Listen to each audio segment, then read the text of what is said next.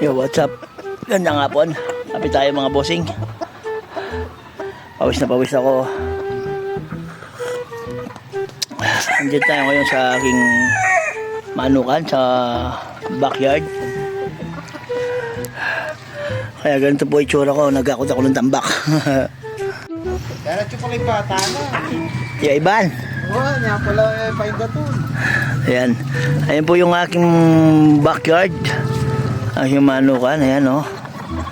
Tsaka yan, mga pinapalahian ko. Mga binibreed ko. Ayan o. Ayan nga ba na. Ayan, paikit yan. Ayan, mga bossing. Doon natin pag inikya ka siya, tapo na din yan. Pamangkin ko, kasama ko dito. Ayan po.